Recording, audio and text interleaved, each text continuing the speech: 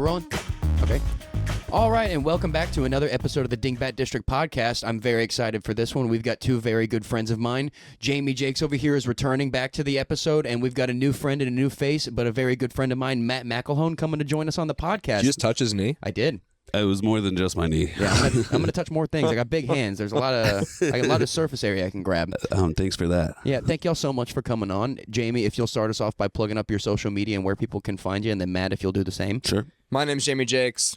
Thank you. Where's my camera? This one. Hey, my name's Jamie Jakes. You can follow me at JMJKS on X. You can follow me at What Are We Talking About with Jamie Jakes, which is a football podcast on YouTube. It's got 660 subscribers as we are recording right now. Oh yeah, you were showing me that earlier. Famous. I love just throwing my subscribership in your face, Paxton. Yeah, and then I pitched to him. I was like, we just got to 190. It is sweet. Honestly, over 100 is sweet. We got because I was f***ing it up. Before I talk about how I f*** up our YouTube, Matt McElhone, if you'll go ahead and plug your stuff up. Yeah, sure. On Twitter or on X, I'm Matt McElhone, at Matt McElhone. I'm sure he's going to put my name in the description. It is hard to spell. I don't want to run out of breath. On Instagram, it's that separated by a period. On YouTube, it is also just Matt McElhone. He'll also I think I got 13 subscribers on YouTube, so that's pretty sweet. Getting there. I'm going to catch you soon, I think. He'll also put the handle up next to your name in the video. Perfect. Thank you. But yeah, I was originally messing up our YouTube because Blake was editing. He was being our editing guru over here. But I was still running the clips in the YouTube. So as soon as I got the full video, I would break it all down through Opus and shit like that, which is an AI generator. And are we still using Opus? Oh yeah. Okay, Opus is great. Then follow. Use us for sponsorship. I love the then there. Yeah, maybe cut that out in case they ever pick us up. But no, I was using that, and the way I was doing everything with YouTube, I thought was working because we were starting to get a little bit of traction, but I had just fucked it up so royally that I had just broken it into such a way where we get a little bit of viewership, just barely, and then Blake was just reworking everything, and it took him a month. Jesus, well, he sweat and tears. Yeah, he came to me like crying. He's like, "Why are we getting any views?" Because like we went from having like 20,000 views one month to like 2, and he's like, "Are we shadow banned?" And I'm like, "Just give me like 2 weeks, I'll figure it out." And within like 2 months, we got back on track. Who was the last guest before you went to 2 views? Because I know you were probably partially blaming them, right? No, I was really partially blaming me because Blake had already told me I f***ed up the algorithm. Yeah, okay. Granted, they didn't help any. I don't remember who it was. I still don't fully understand who it was. I still don't fully understand how you broke the algorithm. You said Opus, and then how did we get to the way he was posting everything with between the schedule and how he wasn't webbing the shorts together. The way everything was just fucked up with how he was doing it. Still don't understand. I was making all the clips. You know how you can hyperlink a clip back to a related video? Yeah. The thing you're supposed to do is what we do now, what Blake does, is where he webs it to the most recent short after that, and through that you just keep clicking on the hyperlink and you see all of our shorts, which makes our algorithm go up. But what I was doing was I was using that hyperlink to try and get them to go to the long-form video, and technically YouTube has it split that they're basically their own two entities in shorts and long-form videos. Oh. So if your related video is your long-form, it'll drag you down in clips and drag you down in long-form videos. I'll be honest, I don't even do related videos on my channel. I don't even know what that means. What helped us... I don't know what any of this means. What helped us was, like he said, the shorts and the long form are two different entities when it comes to an algorithm. So with the shorts, if somebody watches 2 of your shorts back to back, it booms your algorithm. But let's say somebody watches your short and then clicks on the hyperlink to one of these videos, and they watch it for 1 minute, it kills both algorithms. Oh. So, so you just got, in the same card, someone stopped watching your clip to go watch something else, and that something else they watched a minute of and dragged your retention rate down. Yeah. So everything I was doing was just absolutely the worst thing you wanted to do. Cool. I just treat the algorithm like Jesus. I just let it take the wheel. I'm not going to try and force anything. You'll figure out what a related video is. Yep. And go to what are we talking about with Jamie Jakes? If you like football, if you want to keep up and you want to keep up with your football team and your fantasy football team, that's a big thing y'all do. Yep. We're over there all the time helping out. And we're on a heater right now in the gambling pod. Really? I went 7 for 7 on my 7 picks last week on the gambling pod, all Damn. against the spread, or I think I had one over under or whatever. Are they part of the same network? Are they on the same channel, or is that under a different? Same channel. We do a gambling podcast once a week. We do 2 to 3 live streams. We try to once a week. Try and do Thursday night, Monday night, and then a random Sunday game. What's hilarious is I did one betting night with y'all, and I went 1 for 5. I don't think anyone ever addressed it. I went back and I checked it because I had to know. I went 1 for 5 or 1 for 6. And then I was never asked back on the gambling part of the pod, and I was like, I hope he never asked me to be back on the gambling. You don't I want got to my redeem prop yourself? bets, and that's about it. So last year we did the gambling pod. We would sometimes have like 5 or 6 people on, all remote, all separate. I did it from my car outside of Twilight Lounge. one Yeah, time. people would be. We had one where like Perio was at Dallas Comedy Club, and people were like screaming into his phone as they were walking by, like on a Thursday night or whatever.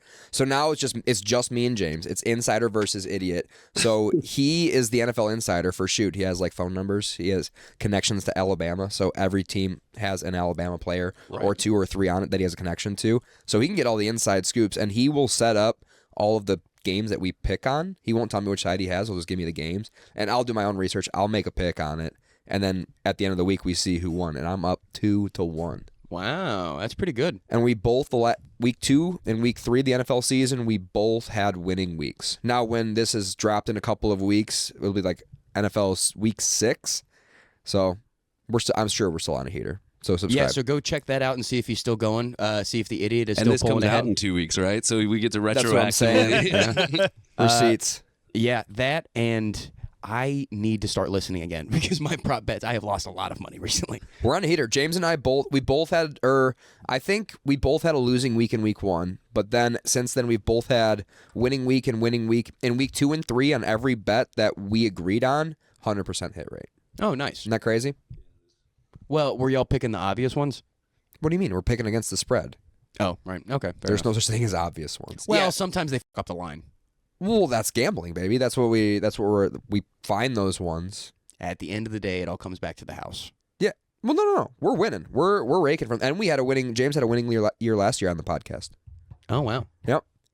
Yeah, I mean, when you got numbers, was he like a physical therapist or something? Like, was he like a kinesiology major or something? No, he was in the sports marketing team, and now he's like he's like a minor donor, I think, but he's like a guy who like will call people up and be like, "Yo, what's up? We need." Wait, he donates children? Sorry, we're not supposed to talk about this. Yeah, well, I'm sure. I had one rule. And you broke it. Well, when you get injured, you need some of that young blood, some of the stem cells. Yeah, you got to donate them. Yeah. How do you think everyone plays every week at Alabama? They got some stem The cell same research. way Ellen does. Yeah. Yeah, it's Now that she completely plays at Alabama, she it's just completely dances unrelated. well. It's completely unrelated that the Alabama University medical department is also one of its top of its class. They're working so they can get those athletes back on the field. But speaking of this actually played into something I wanted to talk about. So I haven't talked really on the podcast at all about the family vacation I took this summer. We just got back middle of August, and I thought it'd be fun to talk about this because I'm sitting old are here. you? 24. 24? Yeah. I got a paid vacation to go to Dominican When Republic. was the last time you went on a family vacation? I was less than 24, I'll tell you that. That's such an old age to go with your mommy to. But at the same time, I mean, why turn down a trip if they're offering? I'm That's a sure good you had a point. great time. Like, As we know, as comedians, now I look at everything good or bad. It's going to be a bit. Yeah, It's that going is to a be good a point. bit for That's so 3 true. weeks. And then the first thing I did, because as we all, Jamie's heard it a million times now, but a bit I'm working on now is how I'm bad at vacationing in general. Mm-hmm. Like I'm just bad at, because I'm anxious, so I always get nervous, and then I always just fuck up somehow. And most recently, the first day of our Dominican vacation, I'm already bad at flying on planes, and we had a layover in Miami. So bad like nervous or bad like missing your flight or? no, bad like nervous, like I'll get there 3 hours early and just sit there and like they're gonna lose my bags. And, like just sit there Gotcha. and like I know something bad is gonna happen. A wing is gonna fall off. Someone's gonna have to land this in the river. Something's gonna happen.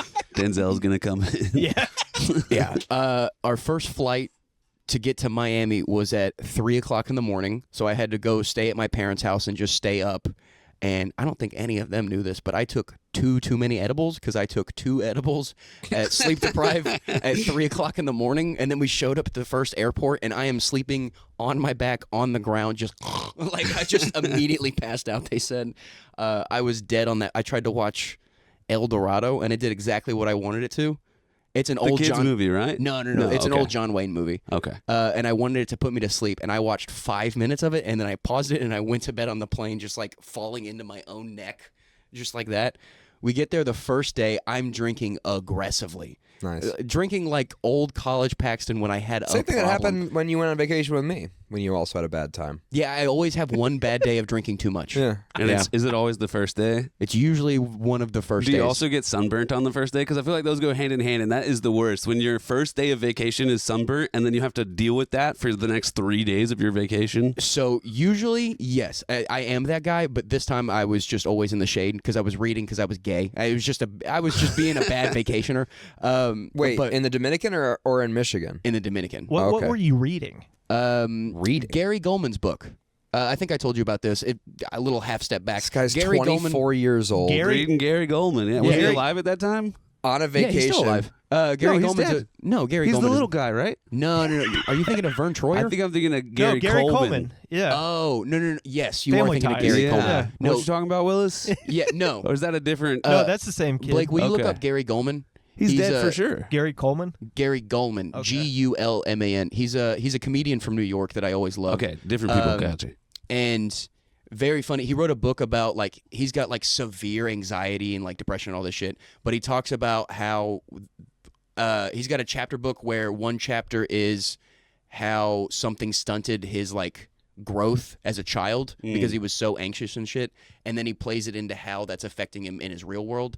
And it's not a funny book at all by any means, but he himself is funny. I love the way he writes. Right. And then he also read it as the audiobook, and I'm a fucking idiot, so I have to listen to an audiobook and read it at the same time. Whoa. Interesting. If I want to retain it like at all, I have to do both. Are you paying the author double for this? Because you're paying for the audio. Nice. Yeah, I mean, good for you. Someone's gotta Audiobooks, do and it. I bought the book. Yeah. But no, I'm just severely ADHD, so I'll just like trail off. So like I need to have it like thrown into my ears. Yeah. But no, the first day of vacation, I get fucking blackout drunk by like maybe 3 p.m. probably. I started drinking at noon. Like it was a problem. But then a game of pool volleyball breaks out Hell yeah. between so many different. Like there were 3 guys from India. There were a couple people from Britain, which I'll come back to because fuck you, Charlie. And there was someone, I think what's funny is in the Dominican Republic, there are a lot more Dominican people staying at the resort than you would think. Like people from the island just stay at the resort because they're already living in paradise. I didn't even think about it. I was like, oh yeah. And they're like, That where- can't be cheap though, right? They must work there. They must like clock out as the janitor, and or then like that's like the yearly vacation they do. They there's stay on a rich nice people resort. I see. in Dominica. I know, but I was picturing him saying that they lived there year round. Now that I know that it's their vacation, that makes way Yeah, more it was sense. like their Yeah, vacation. yeah. But like I was thinking about it. I was like, why didn't I expect this? Like, where would they go? The Dominican, it was perfect the whole time. But I'm blackout drunk. I'm playing They pool just volleyball. travel to like Arizona for their vacation. Yeah, he was like, we like it dry. All right, okay. Maybe 5 minutes into the game, I completely dislocate my shoulder again for now the 3rd time that this has happened. This is a whole thing that's going back throughout the channel where I've talked about it at end. But I'm sitting there in front of all of these people that I've just introduced myself to. My dad is also playing pool volleyball with us, and he's on the other side of my team, and he's talking to me. See, of course he is. That's what I would do. I'd be so embarrassed as a father. My son and his unstable shoulders. Yeah, from what he saw, I just missed an easy set, and then I just ducked into the water like a p*** that missed a ball. Oh my god. And then I came up like turned away, trying to like hold it basically. Highly flaccid. Yeah, highly flaccid, which is another thing we have to. Blake, type highly flaccid into Etsy, so I just remember to talk it up. Why are you on Etsy? What the I was looking at a Gary Coleman book. Gary Goldman? Does Coleman. he have a book? Yeah, he does. Before he died. It was for Yeah. $85. I'm sorry. It's just like It's a the short most story. important part to me was to find out if he was dead or not. No, he is dead. He's been Okay. long All right. dead. Okay. Yeah. All right. It's a rare find. $85 for a book about a short man? Bro, it's a rare find. It's a rare find. A gift to life. 1982. But so I separate my shoulder, and my dad is talking shit. And he's like, "What the? How could you miss that?" Because he played volleyball growing up a lot, so volleyball is like not a big thing, but we like to play it. And he's just talking a little bit, and everyone else around me is seeing my shoulder, and they're all just kind of quiet. And I'm like trying to get up onto the side of the thing, and he's like, "What are you doing?" I'm like, "It's out." Like just Yeah. down.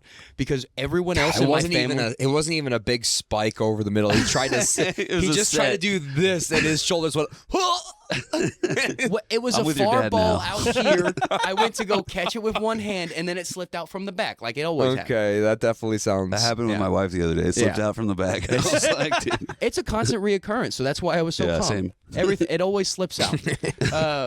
But no, it slips out, and I'm just yelling at some poor Dominican cabana boy, like, I need 3 tequila shots right now. It's just like, I need to get this set, and if it gets tight, it'll be impossible, and I have to go to your shitty first world country hospital. Dude, like, it'd that's probably not be gonna a happen. good. It'd probably be a good hospital. No. Yeah. By the way, first you're doing that backwards. First Third world country. Yeah. Third world country. You're right.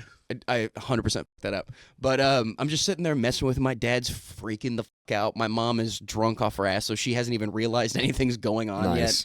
yet. My sister hasn't stopped talking the whole vacation. She never does. Is she older or younger? Younger. Okay. Motor I was mouth. like, dang, Motor so mouth entire. 27 going on vacation. No, I'm just Yeah. kidding. That would have been a problem. Jeez. No, it was actually for her graduating high school, which was why we went. Cool. And that's a good reason for you to go, too. It's a family. Yeah. Sorry. It wasn't just Not like the point, my I bad. went with my family because they're my best friends. Because anyone that says they're like friend is their mom or dad, you're a Right. fucking dork. It's a big Like, red flag. Yeah. It was like, you can't make any other friends? Like, just your parents? All right.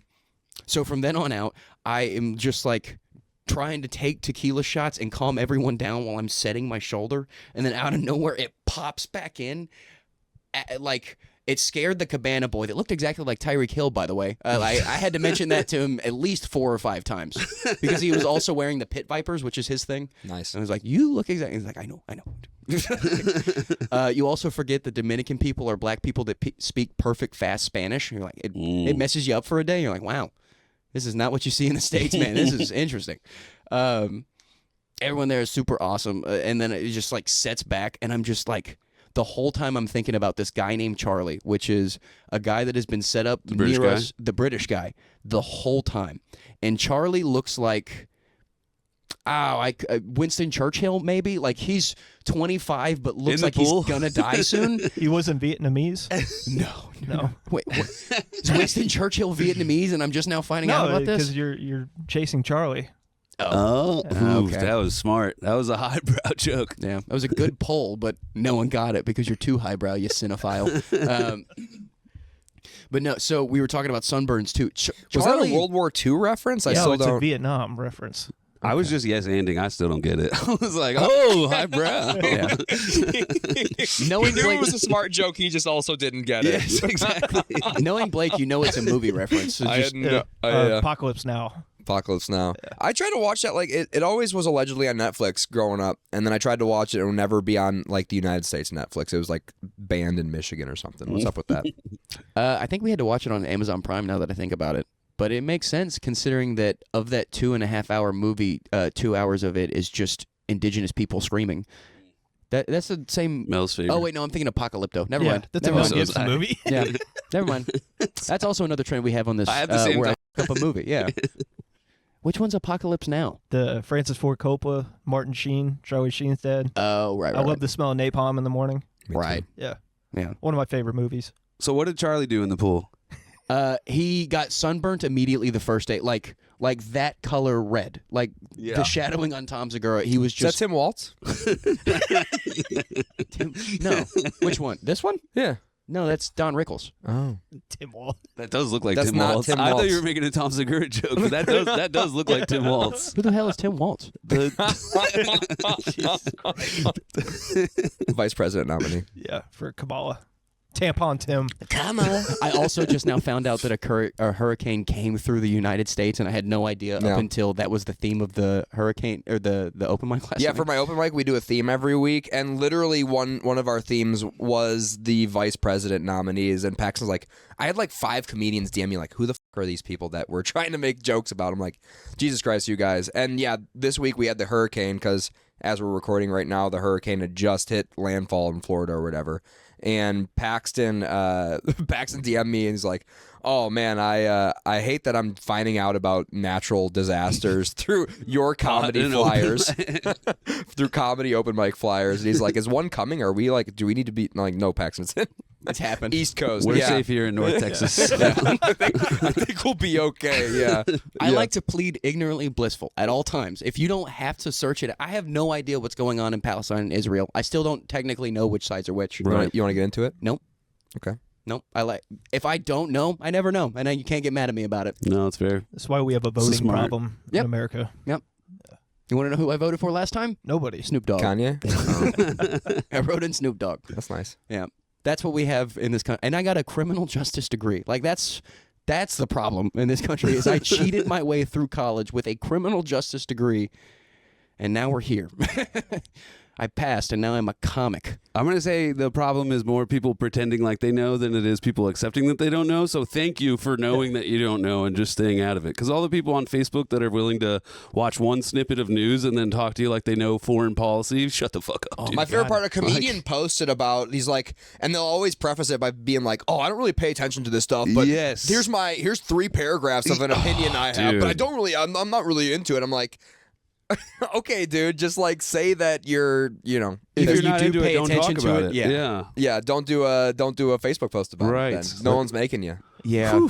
Nobody gives a shit. Yeah. It's the same type of person. We were talking about him last night. The type of person that follows you when they need something and then apparently unfollows you and then follows you back. There's a guy that runs Like stuff. to keep their numbers down, I guess, so that they're like more followers than following. Yeah. That is ridiculous. That's so weird. And he runs terrible shows, and he's out of Addison, and I'm not going to say his name. I honestly forget who you're talking about. Yeah. I know we talked I mean, about I it don't like know. 3 days ago. I'm so bad at gossip.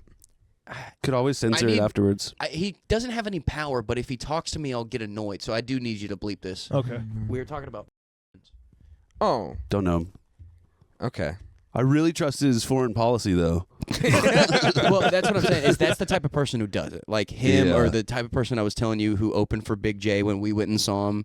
Like that's all the same dude. And it's just like they don't know that they're doing bad on stage, and they don't realize that they're not supposed to talk That is about so certain crazy. things. 'Cause I'm jealous of it, though, Oh to my be gosh. honest. When I first started, I would be like, there would be people, and they would just like, if you gave them no light, they would just keep going, Mhm. and they just loved just that people were looking at them, watching them, sort of listening to them, speaking to a microphone or not. Sometimes people wouldn't even be listening, but they're just so oblivious. Like, oh man, I got so much stage time today. I did 15 minutes at the Yeah. shitty open mic, and it's just like, dude, you bombed for 15 minutes. Right. That's that shouldn't be a fun experience for you. Yeah. You failed. Are you miserably. Are you at least remotely like jealous of that amount of delusion though? I mean, imagine like if you had the worst sex in your life and it felt like the best sex of your life, you're still having a pretty good time, Yeah. right? Like, Yeah, like you get off in like 15 seconds and you're like, "Oh man, crushed it!" You high five your back wife. out. Yeah.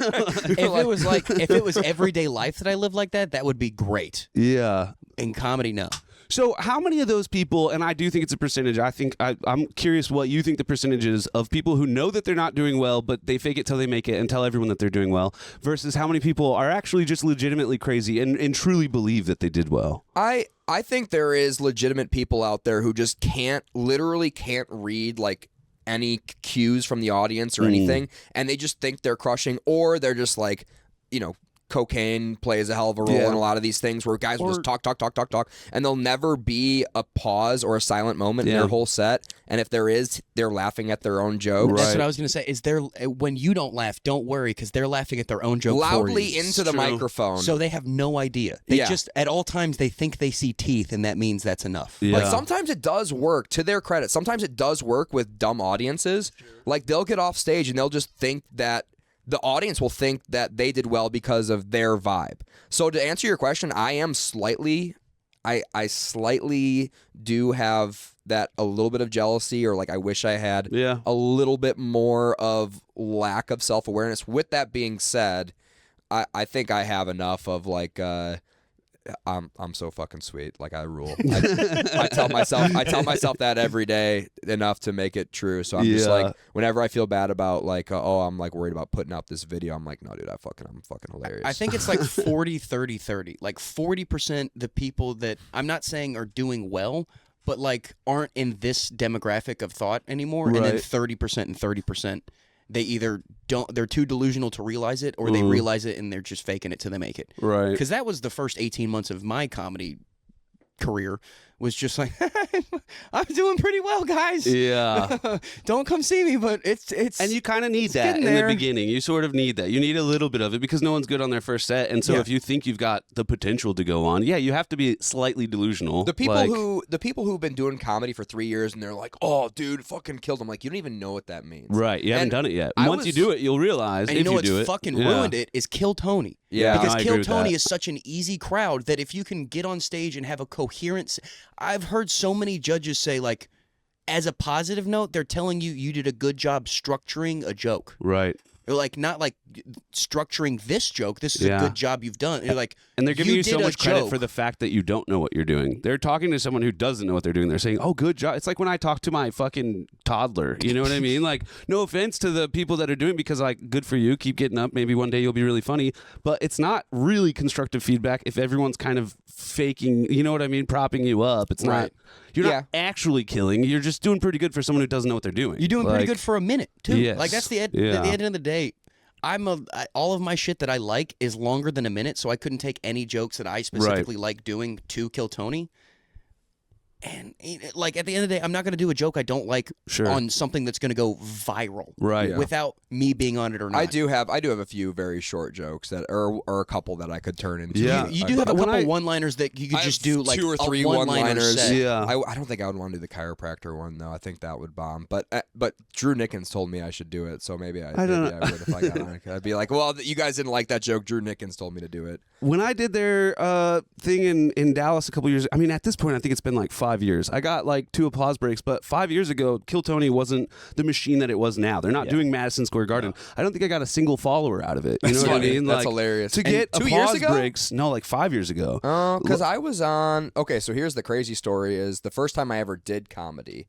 And that's why I think I knew what to expect to start comedy, because I was a fan of, like, the comedy scene for so long, where I knew if I was just getting giggles on stage in the first part, that was a good sign, and I should know that I'm gonna suck for, like, you'd heard enough podcasters and stuff mention this kind of stuff. You know, you're just not gonna be good for, like, the first 2 years. That's another thing, of man, comedy. Like, you should have no expectations going into it. As someone, like, everyone knows I'm open about it. I know I'm not a great comic by any means. I'm still just struggling and figuring it out.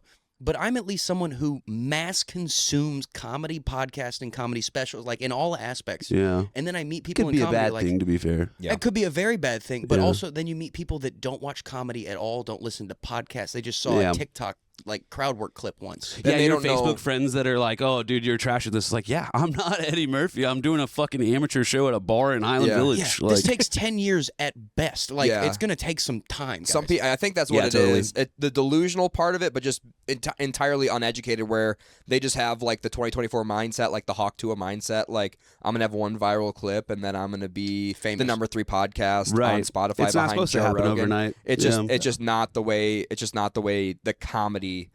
Stand-up comedy works, And because the worst thing that can happen to you is that you blow up way too quick, and then people come out to see you in a theater or, God forbid, a stadium to do 60 minutes, and you have like 10 minutes of solid material. Right. That's and happens. I just watched a comedy special totally. recently. Like, we all probably know Joe List's name. He's a big comedian. Love him. He's so I've never fucking seen funny. his comedy, but I love his podcast. Yeah. His comedy is And his awesome, movie. and it's very, like, kind of New York old school, where he's more joke kind of guy, and like, not in a boring way.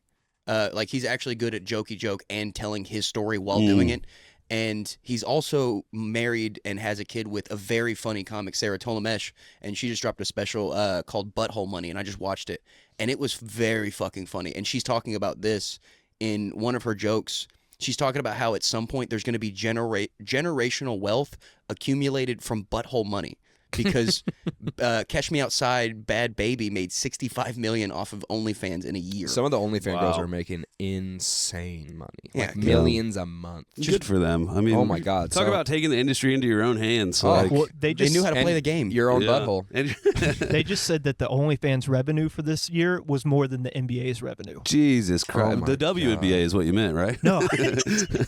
Yeah, I'm that's just what kidding. they should Caitlyn start has made doing. that Yeah. not a funny joke anymore. Have any of you ever actually even been on OnlyFans?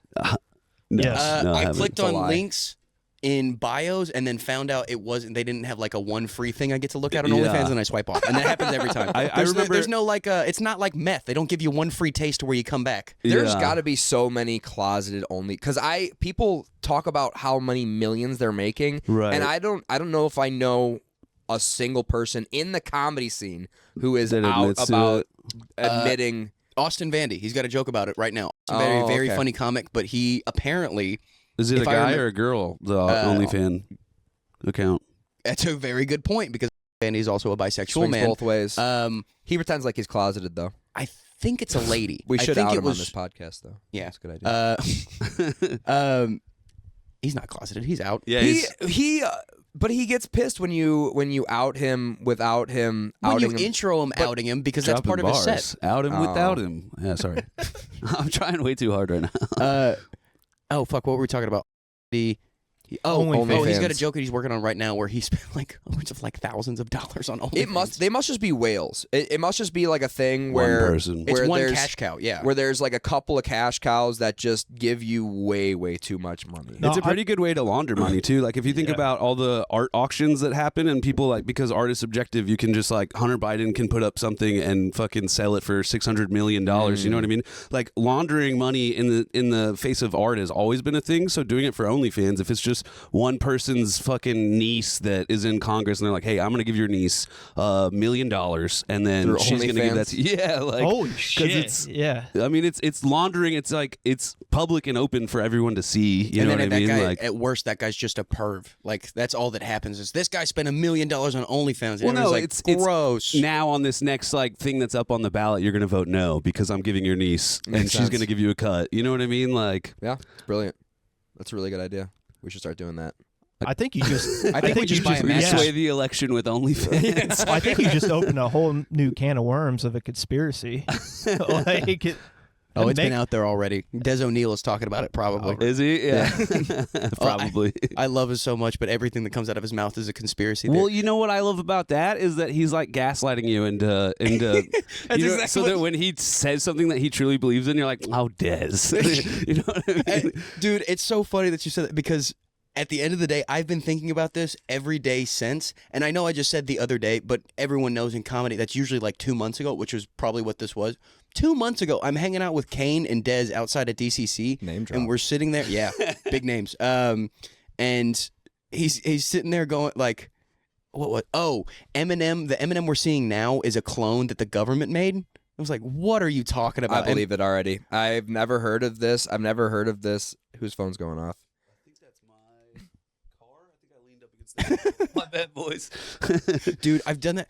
I was kind of sort of dating this girl for a little bit, and at one point we were at her place and things had gotten a little hot and heavy, and she had sat on my lap, and apparently from then to the next morning I didn't realize that when she sat on my lap she popped the trunk in my car. So all night long my trunk to my car was just open in this huge apartment complex. And to be completely frank, she lived in a very Indian side of town, and it was the summer where we were hanging out, and during the all that summer shit they're all stolen. walking. So I was like, the next morning I was like, all of my shit's gonna be gone. Like the first thing I see is my trunk popped open, and they didn't touch anything. They didn't- Really? they stole one thing. They stole like a laser level I use for work. I was like, wow, these people are Stole nice. one thing. Yeah. I think you just lost that thing. I feel like out of everything, if that's what they stole, you probably just forgot Nope, that they wasn't definitely there. stole it because technically it's on the company card that I had to buy a new one. Like- they took it. It actually turns out they didn't steal anything because it was just Paxton's merch in there. Aw, T-shirts from something I don't understand. Damn. Yeah, Blake's been trying to talk me into that, and I just know like, if we start pushing that already, that's merch just for the not gonna podcast go. or merch for your comedy? Both. You've been 2 years, 3 years. So, for- you know, it's not crazy to have your first shirts, right? No, what I think we've been talking about doing small stickers that I just trade for follows. Yeah. Like just Like not Miles does. I've always liked the way Miles does it. He's just like, you don't have to pay me, just fucking put this somewhere and then someone will see my Instagram. We Right. definitely should sell something, offer something at the outfit open mic. I I think have so. been thinking about that I because wanna- people would give us money for Yeah. something. I and wanna- a lot of time. Oh, I'm sorry. Go on. I just want to make the T-shirts to give to the guest. Yeah. Like, I think that was- start that off. You're right. Yeah. You're right. That was the plan you had. I'm an asshole for getting that wrong. Thank I you. think a lot of times when you say, hey, this is for donations, what you're really saying is like a lot of you guys probably are. Okay, so I think a lot of times in the audience, there's a guy that is just not a good laugher because he doesn't feel like forcing himself or drawing attention to the fact. And then afterwards, if you say, hey, you can buy the sticker for whatever, he's like, I need to give that guy $20 because I thought it was really fucking funny, but I wasn't able to show it because of my own insecurities in that. You know what I mean? Like, I think asking for donations probably gets a lot more money than putting a price on it. And then people are like, I'm not paying you fucking $20 for your shitty t-shirt. Right. You know? Blake and I went to go see, like 2 weeks ago, Big J Okerson on a Thursday night. Yeah. And I'm that way because I think we're all so accustomed to just consuming so much comedy at this point because now it's our hobby. And I got there and I'm like looking back on it, my arms were crossed. I was smiling the whole time. I was having a great time, but I'm not a big laugher in general. Jamie knows this. I'm quiet just all the time. Yeah. And it's really awesome to have you as my co-host to my open mic when I'm just like bombing trying to open the show and Paxton just sitting there like yeah. No, I'm trying, buddy. make me laugh, idiot. And then I usually Jeez, say I'm like with one, the audience here. I don't know. I always fuck it up. If I say one thing that does well, I'll say one more thing, and then I think you're mad at Oh me. yeah. Double down on yeah. I'll double down a lot. It was nice having Miles there because he would actually laugh sometimes.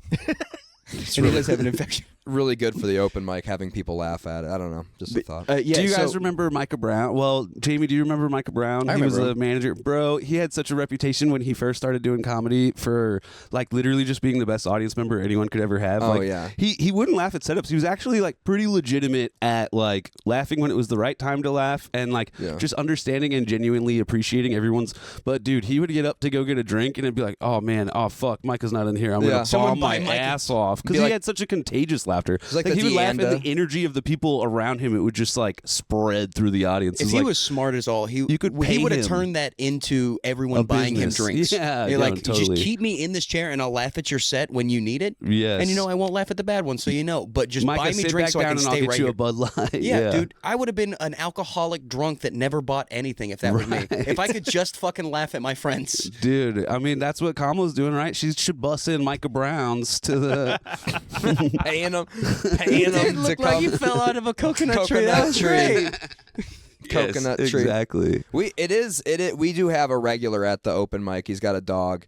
And if he goes to leave during your set to go pee, sometimes you are just gonna eat shit. Like you're for fucked. 5 But minutes. Torsha will bark, and that's a Portia laugh. will try to murder you while you're on What's stage. his name? I always forget. Ben. Ben. Okay. Yeah. Ben. I just now started remembering Christine, our other regular, Oh my and God. she loves us so dearly, and it always hurt my feelings for myself that I could not remember her name because I wanted to so bad. She's the best. She She's the literally bomb. I have a never bad problem misses. with not remembering people's names until we're friends on Facebook. I don't know why, but my brain sees the like profile friend picture. request thing, and I'm like, okay, that's right. It's That's also the same thing I do with people I don't like. If I remember you from sitting in my friend request box for a very long time. The thing is, guys, I do get on Facebook a lot, so I see your friend request. And if it's been months, we're not going to be friends, but I'm not going to take it down because then you'll send it right back. Sometimes I'll remember people's names by their Instagram handle and have to go look up their Instagram to figure out what their real name is. I did notice that because you are dog shit with names. You're truly You're like, terrible what's up, with Mr. names. Most days off. I'm really not.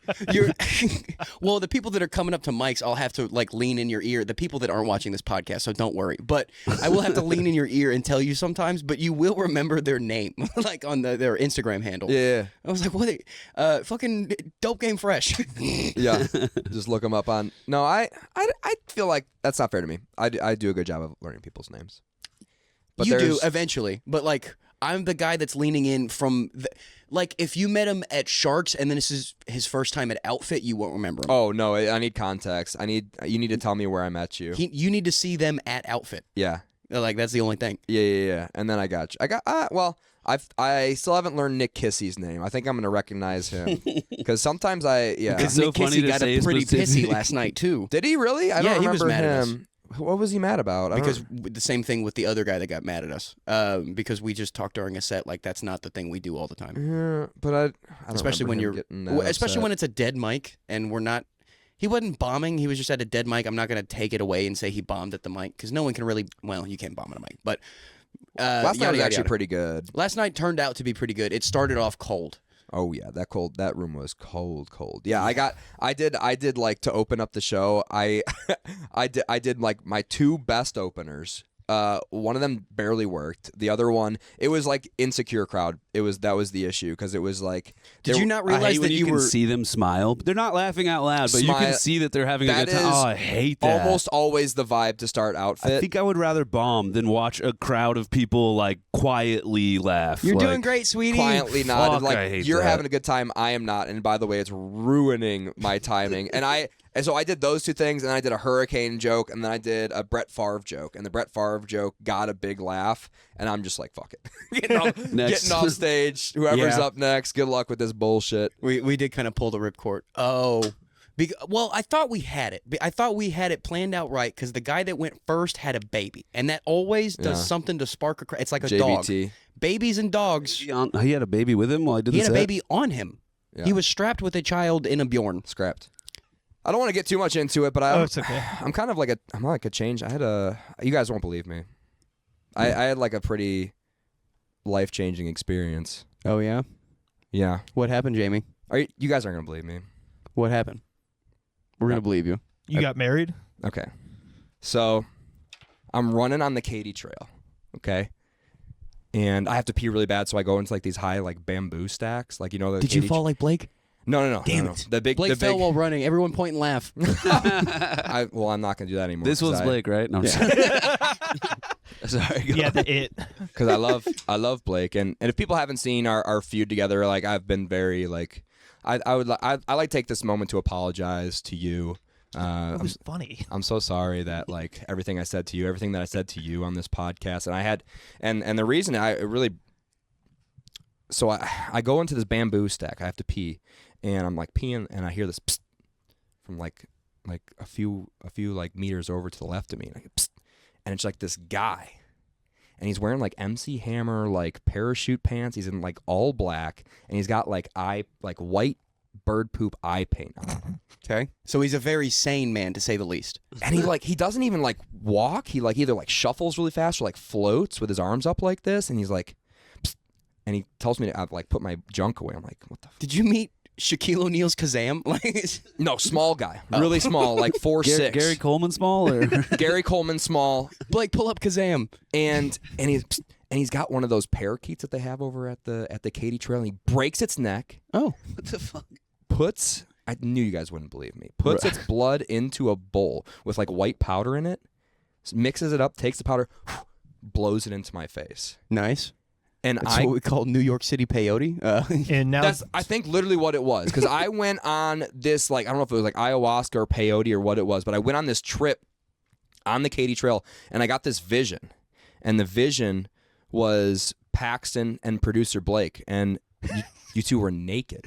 Ooh. Started kissing each other on the mouth, like Pause. Let's call off and then put him on speaker. I know As he a- wants to hear this. As a referee. I knew you guys wouldn't take this seriously, but so a black midget made you gay? let me finish the story. Okay. And I totally respect your. And Blake, as we've come to know, it's a Blidget. We know that now. Legit. Shout out to Miles and Lauren's episode. All right, continue on, Jamie. I'm not at all upset at you two for interrupting my story. It's totally fine. I'm a changed man now, and you two are. The vision. You two naked with each other and kissing aggressively on the mouth, like tongue and stuff, and like grabbing each other's necks and stuff. It was like I was like, whoa! And you guys both turned to me, and you're like, Jamie, come here, and you like tell me to walk over. I'm like, no. And they're like, come here. And I wasn't walking, but I was like tractor beamed. I was like repelled Blake and I have that effect on men. to both of you. And you two kind of like reach out to me like this as I'm like floating in towards you in my vision. And I'm like, no. And I like cover my eyes, and then I feel you two embrace me. And then I open my eyes, and Paxton, you had turned into Sydney Sweeney. Oh, nice. Ooh. And Blake, you turned into Brittany Mahomes. Really? That's what you want in your fantasy? It wasn't my fantasy. Okay. It was a vision that was given to me by this shaman at the Katy Trail. Okay. Shaman is giving him a lot of respect. And both of you were like, Jamie, please motorboat us because their boobies were out because they were still naked. Did we fully transform into Sydney and Brittany? Like, were we our Fully faces transformed, faces Okay. and voices changed, but like I guess it was still you. I don't know. You knew there was a twin flame connection there. I don't know how. I don't know how to exactly right there with you, Jamie. explain the vision and what I was, because it was really quick. And I was like, oh, okay. And then Sydney Sweeney and Brittany Mahomes started shaking their boobies on my face, and then the nipples grew mouths, and the mouth said, "Be nice to Paxton and Blake next time you're on the podcast." I wake up in the forest in Katy Trail on my back. The guy's gone. I don't know where he went. Check my wallet, check my phone. The only thing that was missing was a $25 Target gift card. I had like cash on me too. Dude, I don't know set for a while. what that was He all almost just bought about. him a house. Seems fair. It's a fair trade. Yeah. Yeah. A I don't lot know of if that's peanut like butter. where he gets his ingredients from his peyote or whatever. and he didn't And do parakeet. You took the only one. ever That's since how much a birdcage costs. Fresh, never frozen. ever since then I've been like, man, I really need to apologize to you two for being so rude on your podcast. Well, thank you, buddy, and we love you. And it's hilarious that happened because that is the bit we wrote in for the Patreon. We're having gay sex, yay! Eventually, this turns out to be the bit a lot where we have Patreon. Patreon. Hey, my slip of the tongue works out sometimes. We're going to have a Gatreon special where we just have gay sex with people. And then when women come on, we won't have a Patreon episode because we hate women here. I just want to have sex with my dudes. Hell That's yeah. how we do it here. So when's the Patreon start? Right now, buddy. Whenever you start taking that shirt off, pal. Well, first you got to use that belt and whip at me. You got to whip me. You know that. I need a little fun before we start. Whatever you say, Sydney. How much was that fanny pack? This was like $13, I think, on Amazon. The viewers probably want to see it, right? West Yeah, stand up and give your leather. West Bronco. See that nice firm little fanny pack? It's got three slots, three Have you ever given up and just bought a turtleneck and gone as the White Rock? pockets. A white rock. Dwayne the Rock Johnson. I got stickers. This one says "Respect the drip." Wow, it's a coffee theme. That's a good joke. I will not be standing up due to the recounting of you two making out. I can't stand. I won't be standing for the rest of the episode, probably. Blue Chew. Well, there is something called the reverse cowboy for that. You'll be sitting down. Don't worry. Good. I am going to break your femur, though. Okay. That's on my leg, right? Yeah. Okay, don't need it. The main one. I don't need to stand right now. So Don't need a this femur. incidentally walked into you being my chiropractor onto this, but I kind of forgot about a story for a long time, probably because of a concussion that it definitely gave me. But I accidentally brought it up to you at our last session, why I think my lower back is just fucked and I don't realize it. But one time in college, I was on my way to class and I ate shit down my apartment stairs, just absolutely ate a dick down the stairs. Like I was going to class and all I remember is I missed the second from the top step and just ate shit all the way down, fucked up my back and tailbone, and definitely hit my head because I'm laying on the bottom of the stairs and I check my phone to see if I'm still going to be on time for class, and it was definitely like 30 minutes after the class had started. So I had been laying on the whale landing for like 40 minutes or something, and I just No put my one's phone helping. back None of these down. college kids walking by are helping you. They're just. No, my roommate was at work. I just put my phone back down. I was like, I'm going to wait to see if I'm injured. Like, you know, when you first get injured, you're like, are you okay? You're like, I don't know yet. I haven't moved to figure it out. Yeah, you got to gather your conscience. Yeah. Consciousness. I got to recollect a lot of things because Blake has seen this. I trail off in the middle of a sentence quite frequent now. I thought he was about to do it. I did. Quite. Oh, okay. I was trying to figure out frequent. It's there. I know it. That's what it is I get a sentence going and almost like I'm playing Mad Libs, but in reverse, they just take the word away from me. My brain does. I've been hitting the head a lot. That's why you don't play offensive lineman, kids. If you want to play football, go play 7-on-7. Wear your guardian caps I'm starting to not think it's as gay as it is. if you're a bitch. As it is. Dude, as I played just Little League football, if I had even 4 more years of college and a season in the NFL, I would be a potato at this point. Like, I wouldn't be able to move. We wore those socks on our helmets to differentiate offense and defense, and those look ridiculous in practice. So You wear socks on helmets? they weren't socks, but they were Or like things on your helmet? We always did pennies. Textbook covers. no, that's exactly what it was. It was a textbook cover, basically. Really? And you put it over the top of your helmet, and it never really fits over the helmet, but it kind of does. Right. And they'd Enough be like, to see it. you Yeah. could see it. It would be gross. It would they would all be gross and sweaty somehow, even though they wouldn't touch your head directly, and that's how you would do it. So I think I would wear potentially I would wear a Guardian cap in practice if it wasn't too heavy. But seeing them out in the real football field, I'm just like, It looks lame. Weird. it needs to look. They need to make them look better. I don't care the size of it. If you want to just make a helmet that size, I'm totally fine with it. But seeing like the it almost like pulls off on the back or whatever, especially on some helmets like that have like a lot of patterns on it, it just looks like trash. Well, the only one that's doing it right now is that no-name Indiana Colts tight end. There's a handful, isn't there? I thought there Jonathan were 4 Taylor's or 5 people wearing- doing it. Oh, Jonathan Taylor's doing it now too? Every Oh. game. The last I saw, it was just the one tight end, and then I hadn't seen anyone else break. No, on it's it, but- it's mostly there's a few more around the league. The Browns, Jeremiah Owusu-Koramoah wears one, or at least he wore one last week. Wow. Holy shit. That's how you know Jamie is a true Browns fan. real. You fucking nailed that, pal. Oh, my God. Like it wasn't even Do it again. difficult. It's a Jeremiah- full sentence. Jeremiah Owusu-Koramoah. Damn. Yeah, that's Oh, is also that JOK? JOK. Okay. Yeah, that's him. That's him. Yeah. That's how you know I haven't had anything to drink yet today either. I can start speaking well. Holy shit, dude! I bought stuff here the other day. Oh, really? Yeah, sorry, you guys probably can't see Z-Bar Cattle Code. Do you have any thing to do with them, or did you just find a sticker one time? Or To be Is honest, that I don't know Kamala? how I got that sticker. it's a butcher in Denton. I mean, there's probably multiple locations, but the one that I went to is in Argyle, right next to Denton. Is that Kamala on the sticker? You calling her a cow, It's Jamie? a cow. Get the camera over here. What? No, what? Oh, man. That, I brought this up a couple times. I don't know. Is anyone else, just waiting for the actual next shoe to drop? Trump's been shot at twice. Biden dropped out of the campaign. Kamala's a dumb idiot. I'm still waiting for something else to happen. I think we're good. We're gonna get nuked.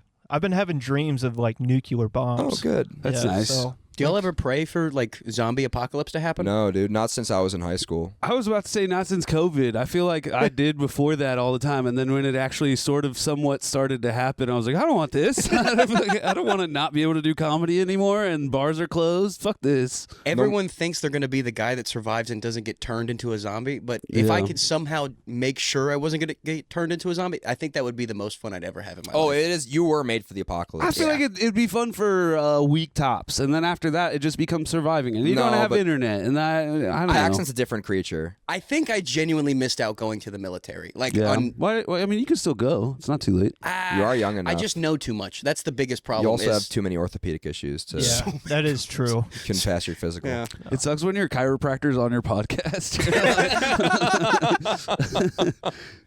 He was my friend first, damn it. That's true. Oh, man. No, I mean, that was originally supposed to be the idea is before I went to college, I told my parents I wanted to go to the military. They said no. So I went to college. And then I got out of college and I was like, they say officers make great money. Go in with a degree. Yeah. And then at that point, I was like every other angsty douchebag teen in college. I Yeah. was just like, I'm not going to go fight in your war. Fuck you. I didn't start Right. this war. And then now at a certain point, I was like, Just an angsty anti-war teen. Aren't those Yeah. so annoying? Like you should be pro-war. What's the I know, deal? and I'm so angry. Yeah. If my shoulder wasn't so fucked, I think I'd be the greatest boxer in the world and the backup tight end for Okay, the I'm Dallas seeing Cowboys. a trend here. The greatest apocalyptic, the greatest officer, the greatest. Okay, all right. We got a Bert Kreischer on our hands. Yeah, let me take my shirt off. I hope he doesn't get famous.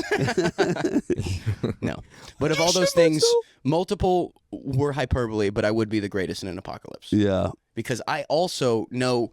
In an apocalypse, it's just the first guy to be okay with robbing people, and I'm going next door Bad immediately. person. Good yeah. idea. They Yeah. rich? No, they just Just suck. they're I next hate door. them. Oh, I okay. hate them. The owner doesn't ever put their dog inside, so their dog is outside barking constantly. So I mean, That I've sucks. grown You're to gonna hate eat their dog, dude. probably. On day I mean, one. yeah, Eat it? yeah. I mean, McDonald's will still be going, but apocalypse. Woo, Yeah. yeah. If I'm going, I'm going. Did you never have a coach say if you're gonna fuck up going 100%? That's a good point. That's a good point. That's a good point. You're right. It's not the apocalypse. It's like I saw a zombie. I'm going. I am a little bit soft in that I wouldn't go out of my way to fuck with somebody else during the apocalypse. So there is that aspect. However, I think I would have a pretty quick trigger on somebody who may or may not have wronged me or may potentially Like you wrong just me use it as a purge opportunity. in the near future. That's a good one too. Motive is out the window as soon as people are biting people. I'm out. Yeah. Yeah. And I'd make an alliance with the guy on the other side. He's nice. We work out together sometimes. He's an old man and he's retired and he's a sweet man. But that guy fucking sucks, and I want to You shove and him a would ruler jump up that guy together. What are your workouts like? his. with the old man? We're not working out together, but I only ask him to spot me, and he only asks me because you also know that I might be right for the apocalypse, but I'm also a shy little boy, and I don't talk to anyone, but I know him. So like I'll like, hey, and I don't know his name. I've only called him sir. Sir, will you please put your nuts in my face for 35 seconds? How do you think I during get this the bar set? up, baby? I'm turned on. You guys go to the same gym, or do you have like a workout out front that you're An like, HOA? No, go to the gym. Oh, There's I one down see. the road that's for poor people, and that's where I go. Nice. Yeah, Fitness Connection. It's a big gym. Yeah. You got a lot of kind of shitty things. I gotta say, I love Planet Fitness. I've been a Planet Fitness member for like 3 months now because I've been doing like the marathon training. Right. I love Planet Fitness. You look like a Planet Fitness It member. really doesn't. Planet Fitness people look like the people that go there for the pizza and bagels In that the are free. sauna. Yeah. That is a nice perk of it because I'm used to like coaching CrossFit classes where it's just like everybody. We went to a pool party and we had like 1/3 of the like it was like a public pool, like a private pool, I guess, where you like pay to get in or whatever, like a pool bar in Dallas. Is it adults only? Some nights, I think. Okay. I think that was an adult only day. Now that I think about it, I don't think there were kids there. There were definitely kids there because the coach brought their kids. Anyways, but they served like alcohol or whatever, and we had like the gym I coach at's like a lot of gay men too. So just like fully waxed, fully shredded, pumped up. They all worked out that morning, just jacked. Abs, and like everyone's like, what the fuck? People will like come up to us and be like, what the fuck are you guys doing here? Because I was like, a gay man strip club retreat. literally, Like, what are y'all doing? literally, like compared to them, I look like a piece of shit. But I go into Planet Fitness, I'm like freaking. You also have a different workout, like one that could bode well in Planet Fitness. I like having barbells. That's the only thing they don't have, and I don't like doing like my douchey shit on the Smith machine. Like that's my only beef with it. Yeah, but you can do single leg stuff. You can do single leg split squats, Bulgarian split squats. I do them now Rear at the foot gym I go elevated to. split squats. You can load those up. They have like 100-pound dumbbells, so you'll I never don't- get strong enough to not. Be I able don't to do do those any there. sort of barbell squats at all now. Then what are you complaining about? Literally, like doing bench press and stuff. Oh, That's your the point. other thing is you don't do Dumbbell bench press bench because you're press. cross. With my shoulder, it scares me. Oh, In regular benching doesn't scare you? Regular? Regular? That might be our first shirt. Regular? REGU. I didn't wear my retainer last night, so Well, I'm sorry. What were you saying? I don't even know what the fuck I was Fair saying. enough. I'm Yeah. sorry.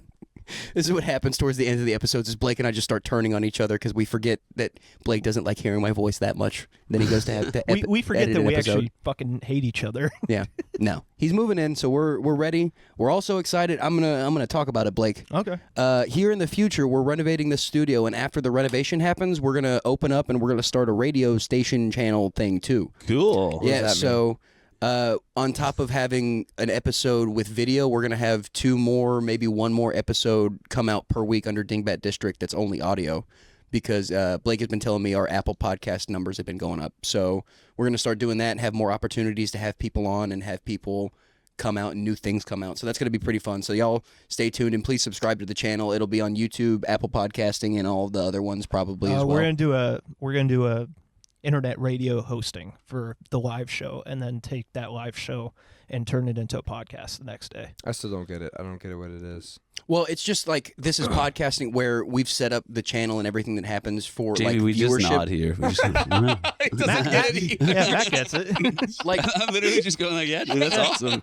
I've always been wanting to start a radio network podcast. Don't understand what it is. well, so like we just want to set it up different. Like Blake and I grew up, and because I wanted to start a podcast was because I grew up with my dad's listening to his sports talk radio. Yeah, He grew up watching Stern, so we love radio still. sure. I still listen But to. why can't you just release this without the video? There's not a whole lot that we did that. It's us saying radio is us Yeah. just meaning it's not going to have video, basically. But he's also pitching it to a radio station trying to get one as well. So we're starting off like this so we can eventually use it as a proof of concept for another Gotcha. thing. And we're gonna structure it more as like a talk radio show. 'Cause- Gotcha. Yeah. Also, more my vein, less Blake's vein, but I want to start doing live podcasts as well. I want to see if I can get that started. Like we were talking about it, I'd love to pitch to Shark to like, hey, I'd love to do a live podcast, have you on, of course, and then just have the rotational comic come through like they do live podcasts for basically everyone now. Yeah. But my favorite one is Legion of Skanks, and that's everyone they tape is a live studio audience. And that's the fun of it is because all these jokes can do well here, Mm-hmm. but a lot more jokes can do well with a live audience because, like we said earlier, comedy fans are dumb people. Yes. Right. And comedians are just dumb people who were fans of comedy and then we're too confident and now we're stuck in this. And that's what we got to get. We got to get the dumb people. So we love you, dumb people. Thanks for watching. Woo. Yeah, you're the greatest. I don't like dumb people. All of your friends are dumb people, myself included. You're pretty dumb. Yeah. I would like to say I think my IQ is at the worst place possible. Like if I was 20 points higher, I could do something about all the problems that I have with the world, and if I was 20 points lower, I wouldn't mind care them. about it. Yeah. Fucking hate where I'm at. I gotta say, down here it's nice. After all those concussions, you do. I wish I worked played back down. football. Yeah, that's why my kid's gonna play football, so he doesn't end up right here. He'll just end up happy until he junior Seaus. Maybe It's don't that put him or in get football. him a tutor, and I can't afford a tutor, so play football. Paxton's sitting there in the mid-60s like, yeah, this is sweet. My back hurts all the time. My head constantly ringing. I mean, I was bitching about it when we were playing football out there, but the muscles around my eyes have started hurting all the time. Yikes. And I don't know if you've ever had this, but the first thought you have is, oh, my muscles are getting tight. It's not that. It's oh, I'm going to have an aneurysm right here, right now with my friends at my house. Nice. So I was quietly dealing with that for 5 minutes, and then I remembered this is something that happens every day. Cool. And then, yeah, I don't know what's happening to me, Jamie. My only guess is I've been telling myself it's because I just got back on creatine and I haven't been drinking enough water. I don't think so either, but I like don't think I you're said, blinking. I think you're playing your football game too intently, which I rule at, by the way. I'm freaking awesome. You remember that drive I went on in the Sugar Bowl just Kinda. before the game, Florida State? I watched you I play. do remember smoking a cigarette and hearing that from outside. so- Yeah, that's what I was doing. Because Paxton tried to take the remote from me, and I'm like, no, dude, I You threw got a this. pick. I did throw a bad pick. But the safety, they were showing too high, and the safety literally didn't move. My guy would have been wide open. The safety just stood there. He glitched out. I guess that's college football. Like, that happens Jamie in real Jakes life. is the epitome of the person that comes to your house because you have the best games on the console. Oh, yeah. Like just, and then won't let you play them. once you get there, you're like, how are you not sharing with me at my house? Like, what the fuck just happened? No way, dude. It's my controller. This is my drive. This is my game. Which also, I picked up a game that you had started. You said it was a game against Michigan. It was like, I paused it because my friends came over and I wanted to be a good host and stuff. And then Jamie just like, started playing. no, dude, I'm playing I this. feel like you finished your sandwich really fast so that you could just immediately Yeah. grab. You were like, You know what is fun because of I did eat that our time sandwich in really fast. in You were like, Detroit, there's a- in old Michigan. I re-downloaded Black Ops 3 so I could play zombies. Oh, yeah. Having that over the projector was so much fun. And Oh, yeah. So we forgot to talk about this. At my wedding, Paxton had a bad time.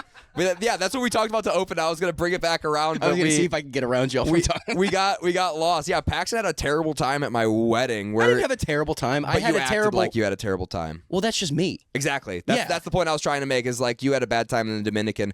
But did you get drunk on the ceremony day? I did. It was like 8 a.m. Yeah. and It was not 8 a.m. It was definitely 1 p.m. And Okay. no one talked about how strong the margaritas actually were. Oh, you had margaritas. I was, yeah, dude. Anytime there's tequila and sugar, I'm there. Like, Yeah, that's a good point. I'm down. Yeah, And shout I- out to Aunt Lori. Yeah, Yeah. my aunt was like, hey, anything we could get you, like anything you want special. I'm like, frozen margaritas would be sweet. And I drank half of the container, and then I sat talking to There was your. none left after the ceremony. Remind me of your cousin's name, Julie. Jillian is the girl. Yeah. Yeah, I was sitting there talking to Jillian the whole time while y'all were out on the boat. Yeah. And I was sitting there thinking, like, God damn it, Paxton, you would have loved to be on a boat right now, but you got too drunk. Like, I was talking to Oh, myself. yeah, that's right. From an outer perspective of, like, my dad. You fucking idiot. You would have loved to go on a boat right now, but you can't see straight, can you? Try standing up. Nope, sit back down, stupid. We were out on that boat for way too long, and we got them like, I wonder what Paxton's doing. do you want to know what I was doing? I was watching TikToks banging about your Pokemon. cousin. Yeah. Yeah, Jillian, sweet lady. she is. Yeah, shout out to Jill. She is. But yeah, you'd just like veg out. You'd like go in the corner and just like play on your phone for like an hour every once in a while. And Natalie's like, I think Paxton's having a really bad No, that's also just me. I've got no I know. social battery. And Oh, I like, know. By the end of the mic on Fridays, I'm usually like helping you. I'm the first one to start breaking It's like, down let's get the fuck out of here. because I've got to get into my car and just yell. I've got to just this is so much. Just Why don't you do that during the mic? It would be a fun bit. I would It's love just- that. If Paxton got tired. if someone just is bombing on stage and Paxton just from the corner. That would be because I feel bad because I haven't talked about this before, but we're cool about it now because I did that to Nicky his first time. Nicky Butler. Yeah, so remember that first? He's been mic? crushing lately. I He's guess he got great. depressed. I think ever since he got depressed, his comedy career is really. Well, maybe don't tell that happens to for him. people. It's Yeah. nice, yeah. Don't directly tell that to him because Nicky's one of those guys that'll do it. He'll lean into the depression. Yeah, he'll Fucking lean in hard. Ego death. But no, Take like his, 8 hits of acid. I don't hope really know not. the guy, but I mean, I'm just, if you're watching this, that's what I prescribe you. Take 8 hits He's of a sweet young cherubic boy. He's been on the channel before, and he's got a lot of sad humor. Like I hope, Yeah. almost every mic, I coincidentally make him hug me after his set. I was Yeah. like, dude, hey, come here. I've got like a full meme board, like a full drop board for the show, and I never use it. Except I have one clip that's the guy that goes, crippling depression. I have crippling depression. And every time Nicky goes up, I'm like, all right, loading this one up. Get this one ready to go because he will bring it up. Yeah, He's no, been but crushing. the first time you were out of town and I guest hosted for you, I was having a bad day or whatever the fuck it was. I don't know, but I was an asshole, and he had come up and he had said the R word, the N word, which he's black, so he Hold can. on, which one's the N word? We'll be right back. He is black, so he could say the N word, of course. But he was saying R word, N word, and something maybe like motherfucker or cocksucker, and he said it like 90 times in 30 or like 30 times in 90 seconds. Just overkill. Just overkill. So I was really trying to get him to slow down, but instead of like calmly saying, "Hey man, take a breath, slow down," I just went like you were talking about, and just vomited all over him with hate. That's awesome. And ever since then, I felt so bad. And Sad like I missed it. a couple months ago, I was just like, "Hey man, just so you know, I'm so sorry. I'm too much of a pussy to say this in person, but I think about this every day, and I feel terrible You about it." messaged him? Oh, how drunk were you? Sober. I don't really drink anymore. I just felt terrible. Like I Yeah. think about it all the time. And we'd also like started to become friends, and that was eating away at me because like I was so mean to him, and I'm Did pretty he sure even remember it, or was he like, yeah? he knew it pretty. Dang, Because so it was pretty brutal. it was if it wasn't his first time doing comedy, it was pretty new into him doing comedy. The fact that he came back is a testament to how much he wants to do it, I guess. Yeah, and I have people that I still spitefully hate because they did that to me, and I did that to Nikki, and I feel like a piece of shit. Yeah. But Nikki's cool, and I apologized. But how did we get to that? Well, I always told you that like your best set that I saw you do was at Graffiti Pasta When I you lost my fucking you just mind. lost your fucking He shit. did the same thing at an outfit, Mike. I'm like, Paxton, I think that's your comedic voice is just Yeah. angry. Yeah. Which sucks because I spent a lot of money on therapy. Are we talking about the one that you got mad at the trucker guy? No, that Blake wasn't even there for that one. This Okay. is that's 3 different instances where someone's like, "You're great, Matt," and it's, I didn't say you were great. and then yeah, Matt didn't. no, but Blake or Caleb started calling me an open mic legend would really hurt my feelings. I was like, "Oh, yay, I someone hate call that. my mom That's on a like Tuesday when- night. I'm a legend in a basement. Great." That's like when people bring me up and say this guy's been doing it for a long time. I'm like, fucking stab me in the face, please. Like, not he's funny, not this guy's been doing it for a really long time. Well, that was like your birthday show. Like, that's Yeah, how they dude. introduced you. It was so embarrassing. And How long have you been doing it? 7 years. God, that's a 2017. I know. Well, and listen, I'm not saying that it's not a long time. I just also feel like it's not what you're supposed to showcase when Yeah, you're no. introducing someone to a crowd, and it's something that has been happening so much lately. And I want to like listen. There used to be an MC class that you had to take if you wanted to be like an MC or a host at Hyenas, and in that class they talked about a lot of things that you should and shouldn't do. Don't hug female comics when they take the stage. Don't Ew. take the microphone out of the fucking mic stand when you know what I mean. Like just all these basic little things, and I think there's a void of that right now, and so people Just don't know simple what training to say. purposes. There's also Yeah. people that They're don't like, understand. I can say something. I think this is what it is. I think that a lot of these newer guys that are hosting are nervous and they don't like the fact that they're saying the same thing. This next guy's really funny. This next guy, they're like, here's something different I can say about this person, but they don't think about how much that is. It has a different meaning. hamstringing. Not hamstringing. That's not the phrase. Yeah, they don't think about how much that is like cutting the legs out from the person that they're introducing. Right. You know. Yeah, and that's a whole other thing in that there aren't a whole lot of people that understand club clean Yeah. because there aren't a whole lot of opportunities right now Right. to get into that field of starting to And host. all of the clubs, in my experience in the last 7 years of watching, have had this real problem where they get their 10 people roster and they just never fucking pull from outside of it. Yeah. And some But of the can you clubs bl- are bigger. Can you know what really I mean? blame them though? No, Because you it's can't. like And the host comedians doesn't matter. Trust is the biggest thing. are so inconsistent. Yeah, and unreliable. That's in the other general. thing too. When at the end of the day you're trying to make a job in comedy because you're lazy, which is probably what all of us are doing. Sure. I'll be the first one to admit it. I'm so fucking lazy, and that's why I want comedy to make it big. Yeah, if I can just totally. make people laugh for an hour and that's my job, awesome. But no, if you're just like, they're basically just buying trust at this point. Right. Because I mean, at least at the end of the day, you're like, I haven't seen him at open mics. He might be killing. I've heard he's doing well, but like it's Mark Norman was on the Tonight Show, and he did 3 auditions for the Tonight Show, and for the first 2, he didn't get on, and he said like he murdered both times to where like he murdered, and he got off stage, didn't get on the Tonight Show. And he's like, did I not murder? Is my sense of comedy, like we were talking about earlier, Right. just way off? And then he did it the 3rd time and bombed. And that's when he got booked. And he asked the booker at the Tonight Show, he's like, oh, no, we need to know you can bomb took with a chance. grace. Yeah. Oh, that's right. Okay, I've heard this story.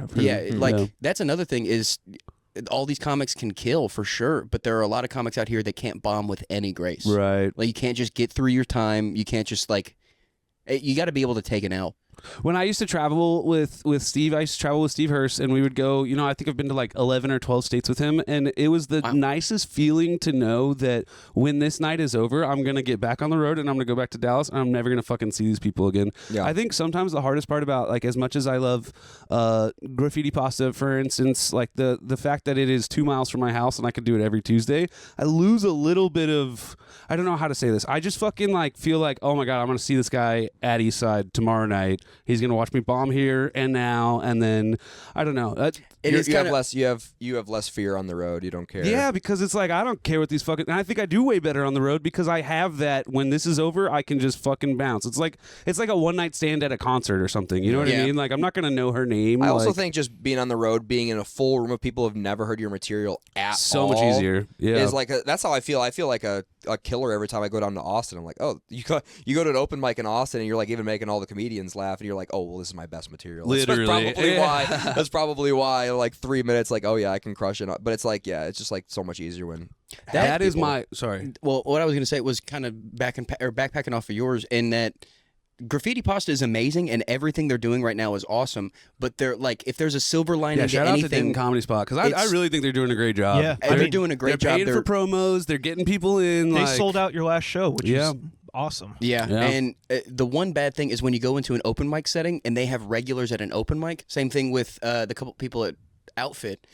It's nice that people want to hear the bits they've heard again, but I don't want to do that. I don't want you to know my bits yet. I'm almost the opposite, but I wish I was more like, okay, so I have pretty bad stage fright, right? It's part of the reason why I drink so much. So when I drink, I don't have to like get nervous and be in my head about it. And I know because I've done it long enough that people tell me if I feel like my voice is shaking, you normally can't hear it. And I'll ask my wife afterwards and she'll be like, I had no idea that you were nervous. I couldn't tell, right? Yeah. But my nerves when I'm not even necessarily bombing. It's almost like I'm less nervous when I'm truly bombing and when I'm truly killing, and then that middle phase always leads me to go back to jokes that I know will get them because I'm like, you're right there, you're on the fence, I can get you. Here goes the N-word joke that I don't need to work on that I've done 1,000 times. You know what I mean? By like, the way, it's not the it's N-word you're thinking of. timing. It's not like, because we've talked about this with Kenny Lee. That's a great episode, but it's not an N-word bit like what Kenny and I were talking about that every white comic has. Yeah, it's a different take and it's a refreshing take. In all honesty, because Thanks, I bring it up because it is a crutch. It is a crutch. I wrote that joke 5 years ago. That applause break that I got on Kill Tony that I was talking about, right. that was about a month after I wrote that joke for the first time. And ever since then, it's been a fucking crutch. And anytime I feel like I'm not doing well, it comes out, and then I just fucking hate myself for it. Because like you were saying, what you're supposed to do at an open mic is work on new shit and be comfortable in your own skin. Talking about it at an open mic. Yeah, if I'm doing a fucking open mic and I've been to 12 states and I'm still doing my best fucking joke in front of 8 people that live in Farmers Branch and I'm never going to see again. It's my biggest problem, I feel like, is just getting nervous and then being like, I need to make you guys like me. Instead of being like, I need to work on shit and not give a fuck what you think. You know what I mean? Right. Why don't you just open with it then? Or I guess it's not really With the an opener of a joke, I guess. Well, you're the right. problem is with open mics is a lot of the audience members, they don't know that you guys are working on new material. Right. They think they're going there to, hear all the best shit. They think it's an actual show. Yeah, even when the host says this is an open mic and not a show, they have no idea what that means. Yeah. No, I will You overly address it, which is good. When I talk about it at Outfit, I always say, like, hey, you're going to see comedians who haven't been doing comedy for very long telling jokes for the first time. You'll see comedians who've been doing comedy for 10 years. I lie.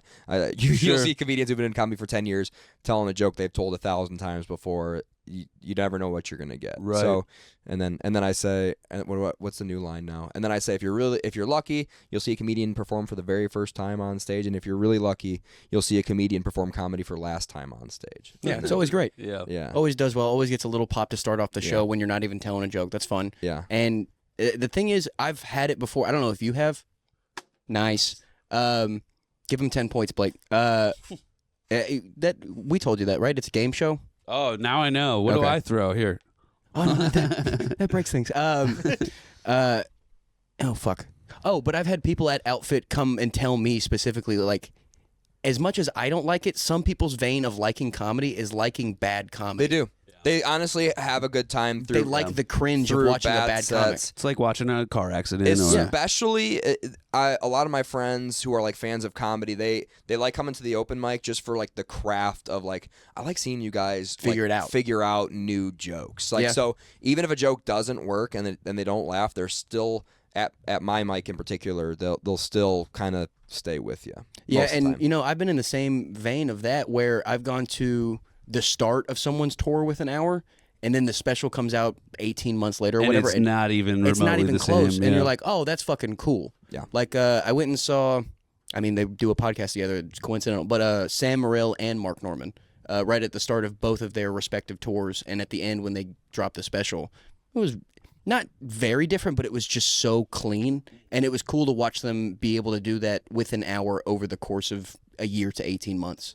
Is just get that out and get that refined and cleaned as someone who's struggling to do that with one joke over the course of 6 months. It's hard to write jokes though, man, because like, especially when you're doing the open mic scene, it's like a benefit, but also a crutch for those people who are already over. And you see like when it really works out with like Dave Chappelle, and you see when it like really doesn't work out, like with Joe Rogan, where it's just like you have a crowd that's out there, and so you have the opportunity to work on your joke and reliably have a decent feedback from the crowd each week. Now, some of them, they can just say what they talk about in their podcast and get laughs, and that's it just become political satire at that point.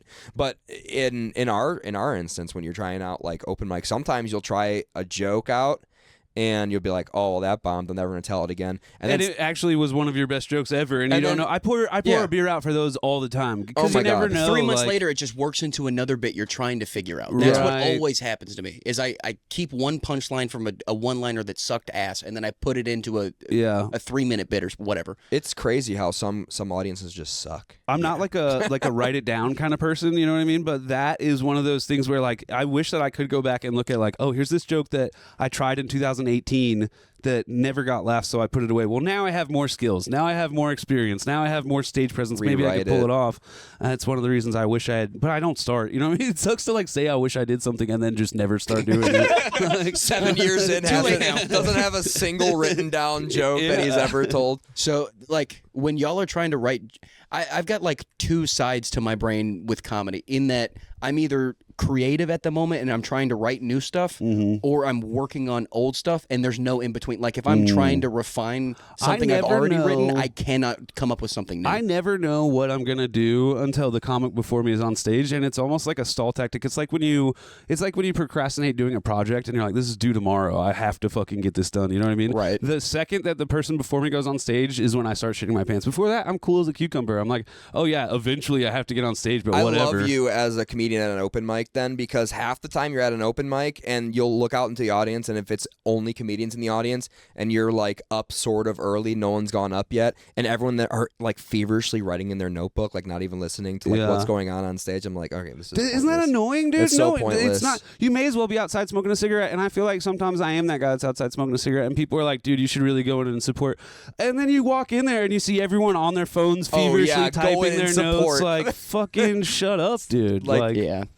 I paid my dues. Like when my first like year of comedy, I would listen to everybody's set. I would sit right in the front. Yeah. I would laugh Well, at jokes. at the end of the day, It you've felt run like part of it. You've run Yeah. multiple mics, so at least one day a week you have to listen. Listen to everybody's Well, set. I mean, we don't. I brought it up last night during some poor guy said. I said it verbatim, like I wasn't paying attention. Is that why Nick Kissy got pissed at us? Well, I Probably. wasn't gonna say his name, but yeah. That was Nick. Okay, that makes sense. Because I'm like, man, I feel like everybody wasn't pissed at me. Yeah. And now that you said that, I remember what happened was like a joke did whatever, and he asked me what I thought about it. And I was like, dude, to be honest, I wasn't paying attention. Like, I'm trying to pay attention all the time. But, they just put up a TV in my general line of sight with Chive TV on it. Paxton starts playing Pokemon, and That too. he'll play Pokemon on his phone during the mic. To while be he's- honest, watch I say baseball. I wasn't paying attention if I don't like the joke, though. You know what I mean? Like, do you do that too? I mean, yeah. To be honest, I wasn't paying attention, man. Sorry, I'll pay better attention next week. I wasn't even that. But I was just getting into, like, the first thing I said was I wasn't paying attention, but if you're going to explain the joke, just stop now. Yeah. Just stop now. And like one of the last dudes did that. Steven Johnson? Oh, yeah, I've never met that guy before. No, he just moved here. He was a funny guy. He'd been doing it for a little bit in Philly, I think he said. Yeah, But, he was fun. I bring him up because he fumbled a joke, like that he was doing his Just last like joke. an eagle. Sorry, I go on. Nice. He fumbled like his last joke, and instead of trying on the last joke, I watched him just go, nah, fuck it, and then he just put the mic back in. I was like, I wanted to stop everyone and go, everyone that's still here, that's trying to be a comic and doesn't know what you're doing, Do that. do that every time. You fuck up, just give up. Because if you're just If you're a local open mic comedian in Dallas, just give up, all right? Yeah, no, You that- have no fucking shot. It's like the old Bukowski quote, like, just don't try. Yeah. Yeah. Blake and I were talking about that before, where I probably said the wrong word, but it still means it. But like every time my sets tend to go well, all these times that I get angry, I've just decided, like, you know what? Fuck my jokes. I'm just going to be angry and just go up there.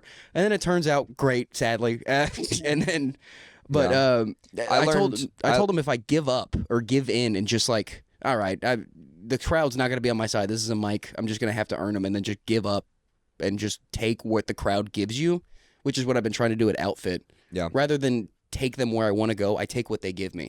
I learned when I did the Plano House of Comedy competition this past year.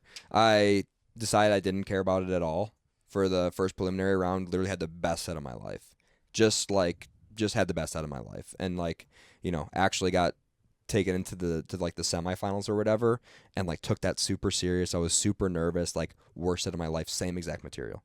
Different crowd, same exact material, worst set of my life. Oh, that's not one where That could be the audience, but it's probably your. Well, the audience definitely had something to do with it. My energy was a little bit off. I did like slip up in the beginning and like flub my like first couple of sentences and just lost everybody. But the audience sucked. They did suck, so much so that the host got on at the very end before whoever was the headliner for the show and was like, "Y'all suck. Don't ever get in the same room together again. I'm sure individually all of you are good people, but together in this room, y'all Kenny? suck tonight."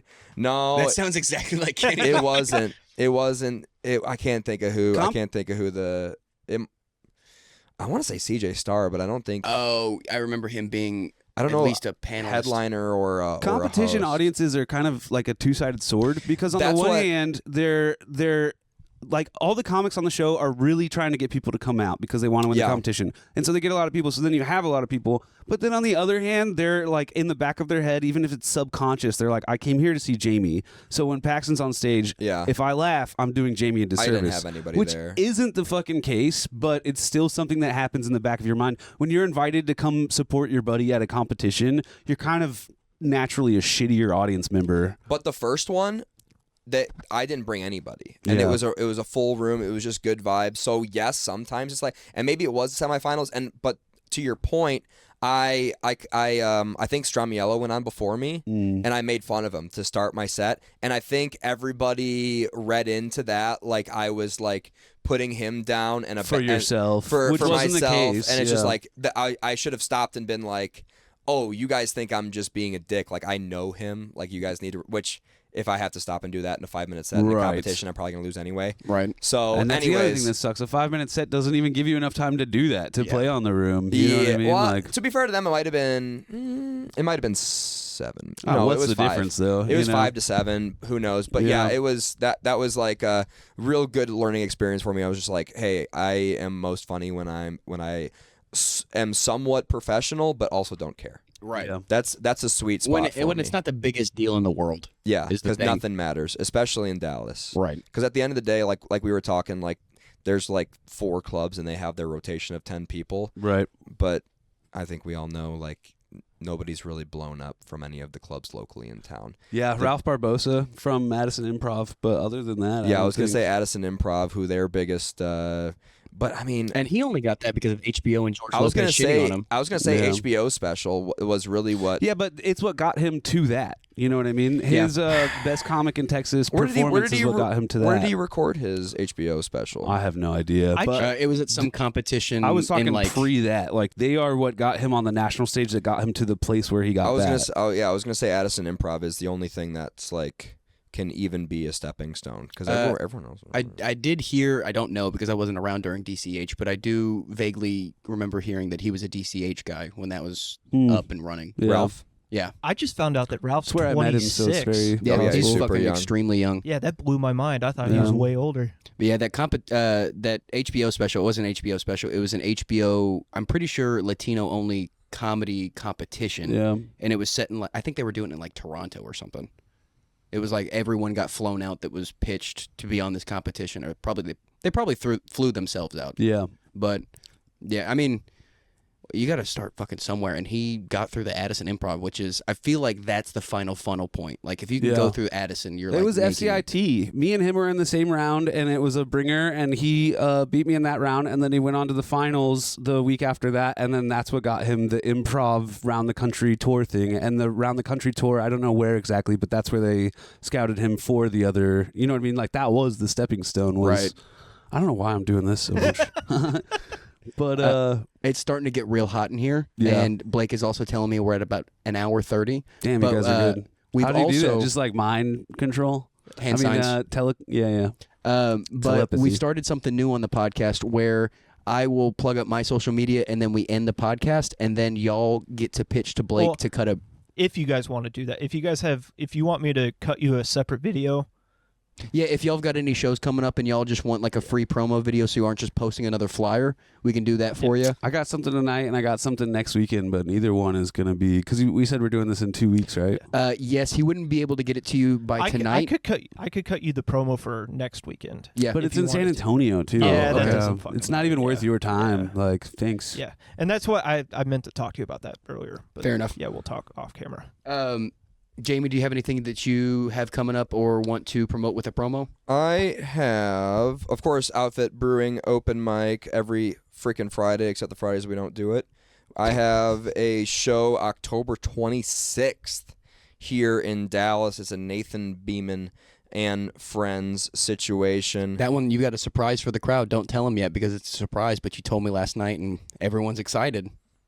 Well, I don't remember who's. I guess you can't Well, back you've out got now. Well, it's a variety, so you've got a Oh, you've got a who different. I'm gonna be? Yeah. Yeah. Do you want me to cut you a separate promo clip, Jamie, or Ooh, I don't even understand what that means either. it means we'll close the podcast down and then I'll set up the camera for you to. Talk into frame like you're Yeah. promoting it. No, this Enough. will suffice. Okay. It's at 1409 Botham Jean Boulevard, Unit 108. Ooh, right down the road. Doors at 8, curtains at 8:30. Is that this address? No, this is Unit 109. Tech rehearsal to TBD. I'm gonna be playing President Donald Trump. Heyo. It's gonna be the best show. My Trump will get better. I fucking hope so. I've been practicing a lot. Some people say a lot. Some people say too much. I say just the right amount because I am an A+ athlete. All right. All right. Well, Donald Jamie Trump, will you? Oh, hey, that works out. That That's what did. the J is Wow. for. Will you go ahead and plug up your social media one more time, and then Matt, if you'll do the same at the end, and we'll close out. JMJKS on X, mostly football stuff, and Dr. Jamie Jakes on Instagram. And most importantly, what are we talking about with Jamie Jakes on YouTube, where we currently have 659 subscribers. Do you get another one since the start? Since of the we pod? started, I don't think so. I think I've been sitting at 659 all afternoon. Got a couple things going. Hey yo, there you Got go. a couple And then things Matt, going. if you'll give him your social media at home. Yeah, X is at Matt McElhone. It'll be in the bio. It's hard to spell, I know. I mean, in the fuck, dude, I fucked this up. Start over. Nailed it. No, I mean basically everything's Matt McElhone based, and I like to make it really hard to spell and follow and pronounce, and then that way when I don't have any followers at the end of the day, I can blame it on that, on my ancestor There spelling. you go. You're building a crutch in. Hell yeah, dude. And if y'all follow me at pbailey_comedy and Dingbat District Pod on Instagram and TikTok, we're starting to post videos more frequently on TikTok. We post twice a week on Instagram. Please like and subscribe to the channel. We have new episodes that drop every Tuesday and new clips that drop every single day. Other than that, keep watching. Thanks for coming back. Bye.